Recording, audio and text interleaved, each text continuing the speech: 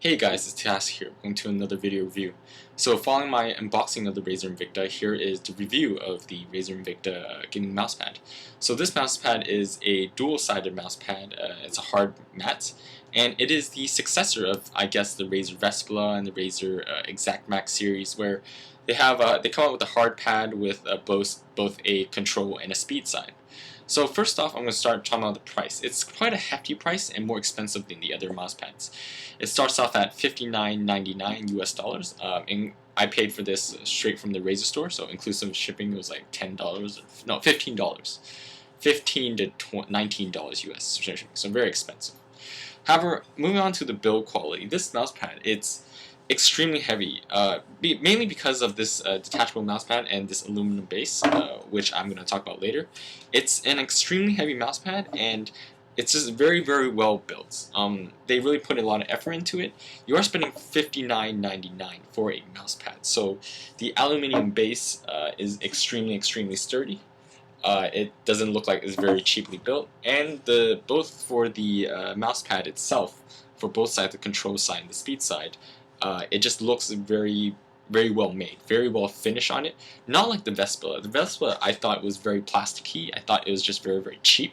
However, they didn't. The Invicta is like double the price, or a lot more expensive than it. So you do expect a better quality finish. I'm going to talk about the performance later. So in general, this is a medium-sized mousepad. Talking about the size, it's 255 millimeters by 355 millimeters. If you compare size with the Destructor, it's quite similar to the Destructor. So it's a medium-sized mousepad. It's quite similar to, I think, all the medium-sized hard mats. I guess this is a very optimal size to go with. So this is size.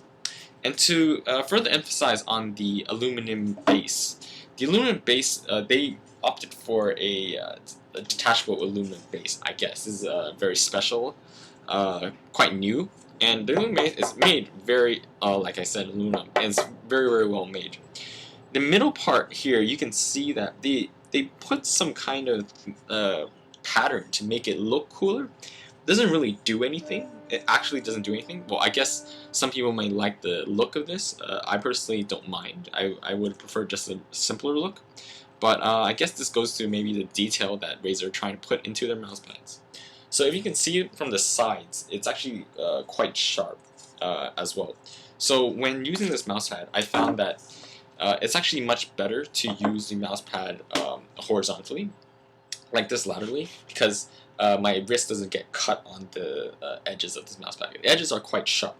If I use it vertically, I can feel the edge of the mousepad on my wrist, or my kind of elbow, wrist, yeah.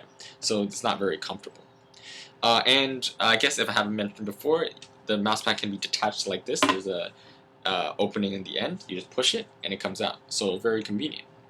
Moving on to the anti-slip. So I'll talk about performance straight after. The anti-slip is very appreciative of Razer. I think with their new line of mousepads, they're using the same kind of anti-slip, different from the mousepads they've used in the past. I guess because it's a new line of mousepads. If I just put it on the table and try to move it, it's quite sturdy. It's extremely, extremely sturdy. So that's a big problem with hard mats nowadays, or some hard mats with like anti-slip. For example, the SNS. They put this stuff on, but it's not really anti-slip. So they did quite a good job with this. It's extremely, extremely sturdy. More and more sturdier anti-slip bases. Not comparable to that of the the Artisan ones, which they really stick. This one does the job very well. Since this mousepad is actually two mousepads, 2-in-1, there's the speed side and the control side.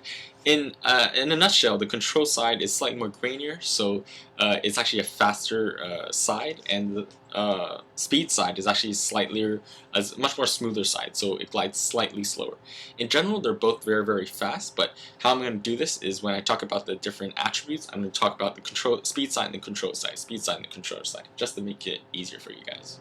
Now moving on to the speed side of the Razer Invicta. So in general, both sides are actually very fast. Even the speed edition, which is supposedly slower, is actually quite fast relatively. It's relatively faster than the Destructor. It's faster than the 5L. It's to some extent, I can't really use the SP as a comparison because that's more like plasticky, glossy kind of feeling. But maybe compared to the SNS, it's slightly slower than the SNS, but still extremely quick glide.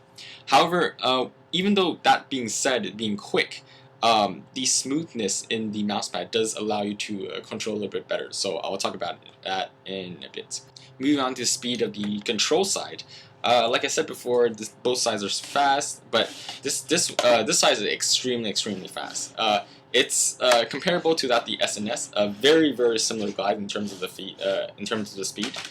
If you can see right here, so very similar glide. Definitely, it feels a lot like the Destructor, but it's much more grainier. So you can expect a much faster glide. Talking about the initial motion, so this is a hard mat, so it takes very little, even on the speed side. Starting with the speed side, it takes very little effort to move the mouse. If you can see, I'm just putting very little force, and it just goes very quickly. Now with the initial motion speed of the control side, it's kind of weird because on the speed side, it's actually easier to initiate the motion on the speed side than it is on the control side. Even though the control side is faster, maybe because there's slightly more it's slightly more grainy. It's much more grainy. That's why it takes a little bit more motion to initiate it. On speed side, you touch a little bit and it goes. Here also, if you touch a little bit, and it does go as well, but it seems like slightly harder in a sense, so that's quite interesting. So moving on to the stoppage of the mouse pad. So stoppage is really talking about control. I really like the control on this. It gives me, it's kind of like the Shinden, and it's extremely quick, but you can really stop at your own pace, which is. And you can really, it doesn't have a quick stoppage, and it has the quick stoppage of a cloth pad, but I really like the way you can control it a lot more. It doesn't feel like maybe the Shininkai, where it just goes flying, or the SX, where it just goes flying. So for a stoppage from the control on the speed side, it sounds counterintuitive, but actually I do like the control on the speed side. Now moving on to the stoppage and the control of the control side. So I don't want to explain the speed control dichotomy again, but because it's faster, it's actually harder to control than the speed side. The graininess, in terms of its control, is actually very much like the SNS. If you use the SNS, sometimes you feel like it just go too far, and you can't stop it. It's exactly the same with the control side. It's still good, like I like it, but to some extent, it does make it hard to control. When you trying to stop, it goes a little bit further. So if that kind of makes sense to you. Now onto the smoothness of the mousepad. So the smoothness is something that I do want to emphasize, because on the speed side of the mousepad, I'm really impressed with the finish. I'm really impressed. I'm genuinely impressed with the finish of the speed side, because it's just extremely smooth. You don't feel any bumps. You don't feel any grains like that of the SNS, like that of the SP even. Compared to the Destructor, even the Destructor to some extent is grainier than the Razer Invicta or the speed side. So but this is really weird, because maybe I've used my Destructor for a lot, so it's not as quick anymore. But on this is less grainier than the Destructor. So this is, you just put your hand on it, if you can hear that. You can already kind of hear the smoothness that you get out of the Razer Invicta. So I really like that. This is actually one of my favorite kind of surfaces in this sense. Now moving on to the smoothness on the control side. So the graininess of the control side is actually very much like that of the SNS. If I had to put the Destructor in the middle of it, actually very much reminds me like the Destructor. They are eerily similar. So in terms of graininess, I would probably put the control side with the grainiest and the Destructor as the middle point in terms of the grainiest, and the speed side as the smoothness, out of pads that seem extremely similar. It's probably, I think, even slightly more. The graininess is very similar to the SNS. So if you use that, it gives you a sense. So would you consider that smooth? Well, it's grainy, so not exactly. But in terms of how the smoothness is balanced out, or how the graininess is balanced out, it is very well balanced out in that sense. So some concluding thoughts on the Razer Invicta. First of all, it is priced at $59.99, so that's actually quite expensive. If you include shipping or wherever, it makes it even more expensive. And at the same price point, you do have a lot of alternatives. You have the Razer Destructor, Destructor 2 that's coming out. You have the Manicure, which is cheaper. You have the SNS. You have all the Steel Series pads, which are a lot cheaper as well. So is it worth it? I mean, this aluminum base I think takes up a lot of money as well. In general, from $59.99, you are getting a very, very solid product. Both sides of the pads are very, very well built, as I said before, and this is extremely well built. Do I really care too much for the aluminum pad? I don't care. I'm actually very indifferent. But in terms of the surface that you're getting, to me, it does feel like you're getting two separate pads. You are getting your value for two different hard mats. So in that sense, if you would like a 2-for-1, as compared to the Vespa was just really bad. I really disliked the Vespa, but for this, it's like you're getting two Destructors, or two versions of the Destructor, is the best way I can put it. So in that sense, maybe if you want two pads, then $59.99 doesn't sound too bad. You're paying $30 per pad.